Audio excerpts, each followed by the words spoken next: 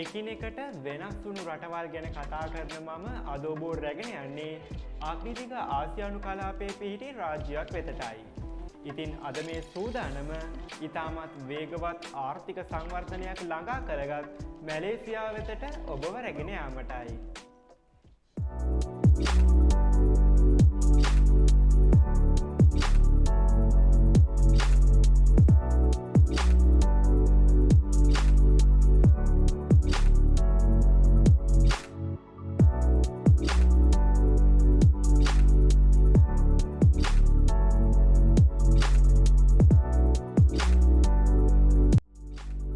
මෙරට ගොඩබිමින් තායිලන්තයට සහ බෘුණයි දේශයටද මායිම් වන අතර ඉතා ආසන්නේ සිංගපූරුව ඉන්දුනීසියාව සහ වියට්නාමේද පිහිටා ඇත.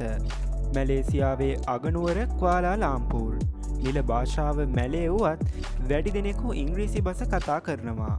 සමස්තයෙන් 57ක් මැලේ ජාතිකයන් වන අතර ඉතිරිය ස්වදේශික ජනවාර්ගික කණ්ඩායම් චීන හා ඉන්දියානුවන් අතර බෙදී යනවා. මේ වැඩි දෙනෙකු ඉස්ලාමික භක්තිකයන් වන අතර මිට අමතරව බුද්ධාගම කතෝලික හා හින්දුවාගම් අදහන්නන්ද එහි වෙසෙනවා. ෆෙඩරල් පාර්ලිමේන්තු ව්‍යවස්ථාමය රාජාණ්ඩුවක් මගින් පාලනය වන මැලේසියාවේ රජු අබ්දුල්ලා පාන් අගමැති අන්වර් ඊබ්‍රහීම්. සමස්ත මැලේසියාව වර්ග කිලෝමීටර 3,30,803ක් විශාල අතර ප්‍රමාණයෙන් ඔවුන් ලොව 67 වෙන්නයි.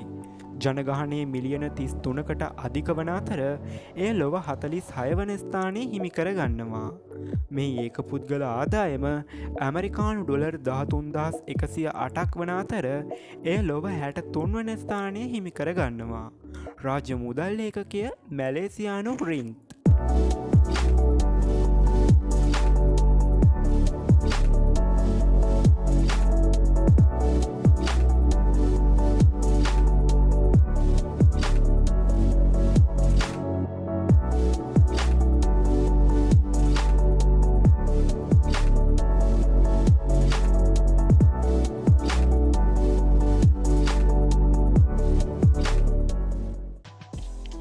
මැලේසියාවේ රාජ්‍ය භාෂාව මැලේ වුවත් එහි ජාතික භාෂාව ලෙස වැඩි දෙනෙකු කතා කරන්නේ ඉංග්‍රීසි භාෂාවයි. ඒ වගේම මැලේසියාව බහු සංස්කෘතික ජන සමාජයක් ඇති දේශයක් ලෙසයි සැලකෙන්නේ.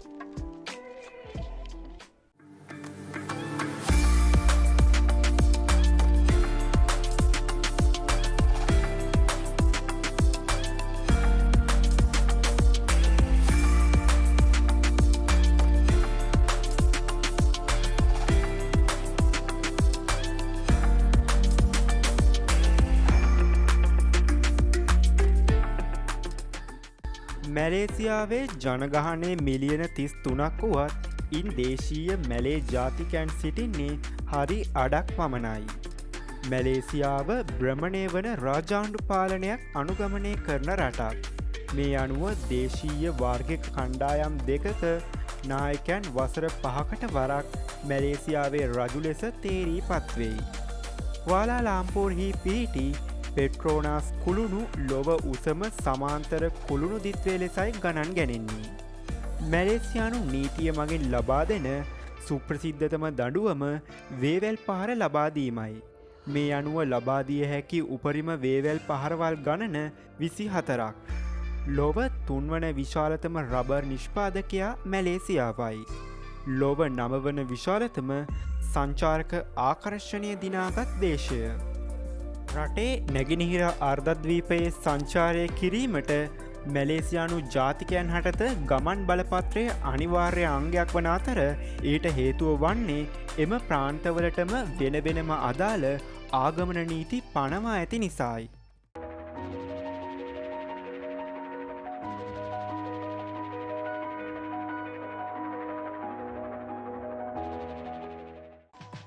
මැලේසියාවේ මූලාරම්භය සිදුවී ඇත්තේ අතීත මැලේ අධිරාජ්‍යයන්ගෙන් වන අතර එය 18 වන සියවසේදී බ්‍රිතාන්‍ය අධිරාජ්‍යයට යටත් විය.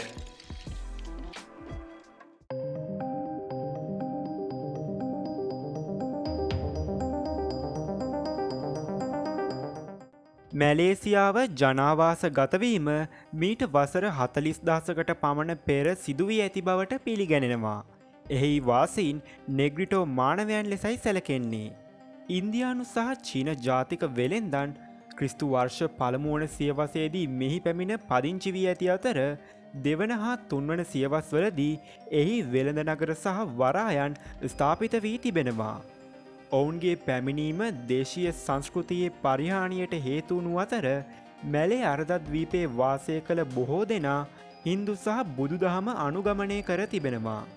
15 වන සියවස දක්වා නිදහස් පාලනයක් පැවති මැලේ උතුරු අර්ධද්වීපය තුළ දෙවන සියවස වන විට ලංකාසුකා රාජ්‍ය බිහිවිය.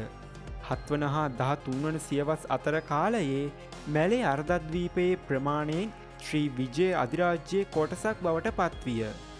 15 වන ශතවර්ෂයේ මුල් භාගයේදී ඉපැරණි සිංහපූරා රාජධානියෙන් පලා ගිය පරමේශ්වර රජු එහි මලක්කා සුල්තාන් අධිරාජ්‍ය ආරම්භ කර තිබෙනවා. 1511දී මලක්කාව පෘතුගීසීන් විසින් අත්පත් කර ගන්නා ලද අතර පසුව එය වර්ෂ 1641දී ලන්දේසීන් විසින් අත්පත් කරගෙන ඇත.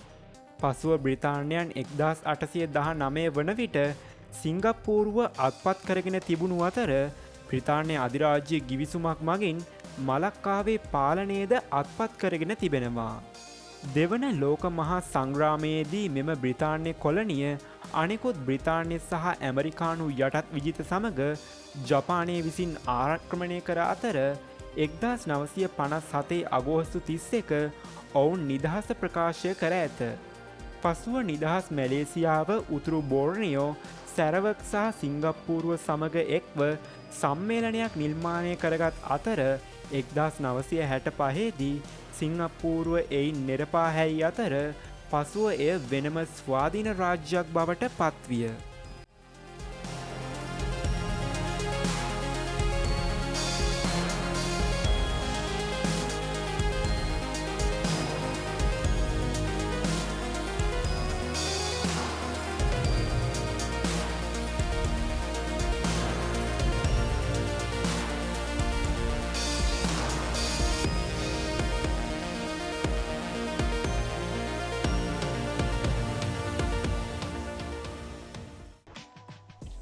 මෙරටට මැලේසියාව යන නාමය නිර්මාණය වී ඇත්තේ ලතින් බස අනුසාරයෙන්.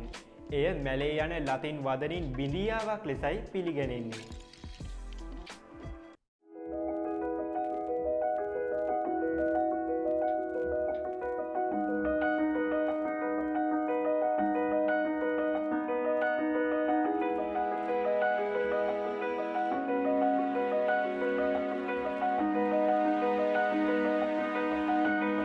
මැලේසියාවේ ඇත්තේ ෆෙඩරල් ව්‍යවස්ථාමය පාර්ලිමේන්තුවක් හා රාජාණ්ඩු පාලනයක්.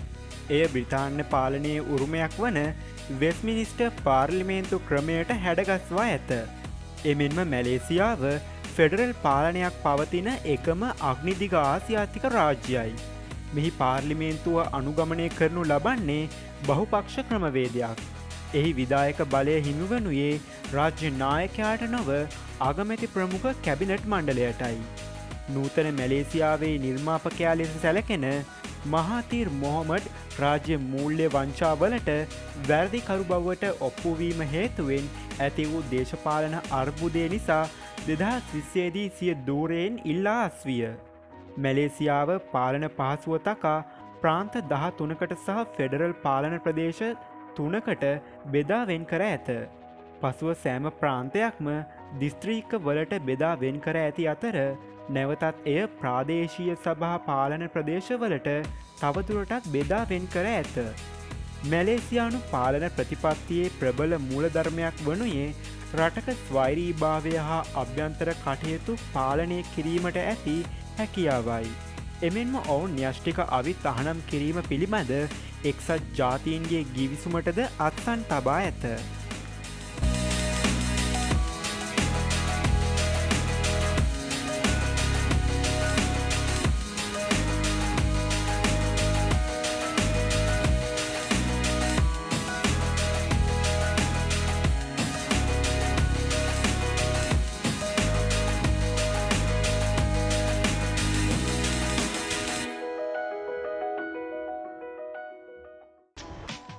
මැලේසියාව සිංගප්පූරුවෙන් වෙන්වන්නේ ඉතාමත් පටු මුහුදු තීරයකින්.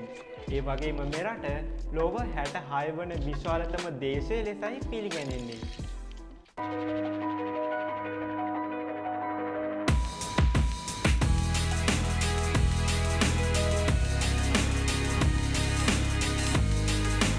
මැලේසියාවේ ප්‍රධාන භූමිය දකුණු චීන මුහුදෙන් වෙන් වී ඇති අතර අර්ධද්වීපයේ නැගෙනහිර කොටසේ වෙරළ තීරයන් සහ බොහෝ උස් කඳු පිහිටා තිබෙනවා.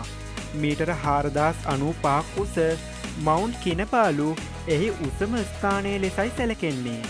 කිනබාලු කන්ද පිහිටා ඇත්තේ කිනබාලු ජාතික වනෝද්‍යානය වන අතර එය මැලේසියාවේ පිහිටි යුනෙස්කෝ ලෝක උරුම 4න් එකක් ලෙස ගණන් ගෙනෙනවා. මැලේසියාවේ පිහිටි විශාලතම ගංගාව රාජාං. මැලේසියානු අර්ධද්වීපයේ වටා බොහෝ දූපත් පිහිටා ඇති අතර ඉන් විශාලතම දූපත බංගී. මැලේසියාව තුලා ඉතා ඉහළ ආර්ද්‍රතාවයක් සහිත කාලගුණයක් ඇති අතර එහි සාමාන්‍ය වර්ෂාපතනය මිලිමීටර 250 ඉක්මවනවා. මැලේසියාව තුළ ශිරපායි විශේෂ 210ක්, කුරුල්ලන් විශේෂ 620ක්, උරක විශේෂ 250ක්, ගෙම්බන් විශේෂ 150ක්, කටුස්සන් විශේෂ 80ක් සහ කෘමි විශේෂ තවත් දහස් ගණනක් හඳුනාගෙන ඇත.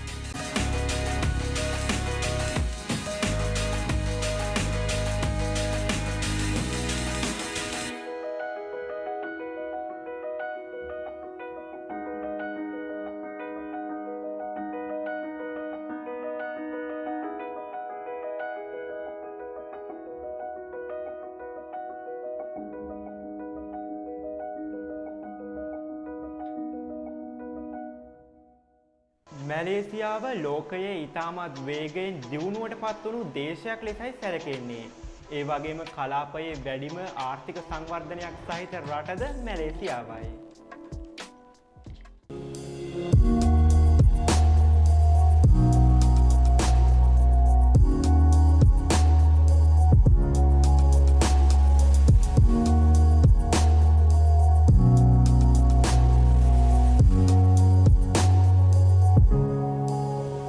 මැලේසියාවට ඇත්තේ අලුතින් කාර්මීකරණයට ලක්වුණු වෙළඳපොළ ආර්ථිකයක්.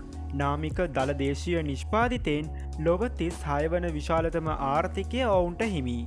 සමස්ත දේශීය නිෂ්පාදිතයෙන් සේවා අංශය 57ක් හිමිකරගෙන ඇති අතර කාර්මික අංශය 37ක්, කෘෂිකාර්මික අංශය දළ වශයෙන් 8ක් මැලේසියානු ආර්ථිකයේ වෙත සිය දායකත්වය සපයනවා. එහි විරැකියා අනුපාතය 3.9ක්. විදේශ විනිම සංචිතාතින් ඔවුන් ලොව 24 වැන්නයි. එයට මිලියන 15ක් පමණ වන මැලේසියානු ශ්‍රම බලකාය සිය දායකත්වය සපයනවා. මැලේසියාවේ වැඩිම ලාභයක් සහිත නිෂ්පාදනය මෝටර් රථ කර්මාන්තයයි. ඔවුන් ලොව 22 වන විශාලතම මෝටර් රථ අපනයන කරුවායි. මැලේසියාවේ ප්‍රධානතම කෘෂිකාර්මික නිෂ්පාදනය කටුපොල් වගාවයි. ඔවුන් ලොව විශාලතම රබර් සහ පාම් ඔයිල් නිෂ්පාදකයාද වනවා.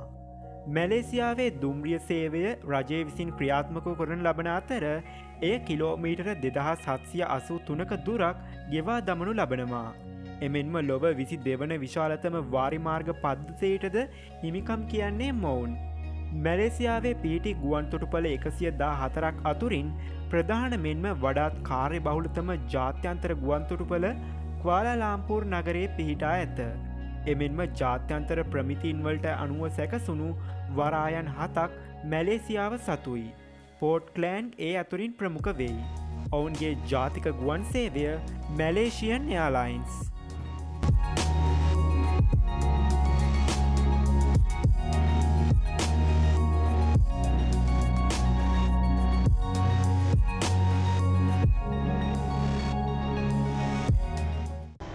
එකිනෙකට වෙනස් වුණු රටවල් ගැන කතා කරන මම අදෝබෝ රැගෙන ගියේ අග්නිදිග ආසියාතික රාජ්‍යයක් වන මැලේසියාව වෙතටයි.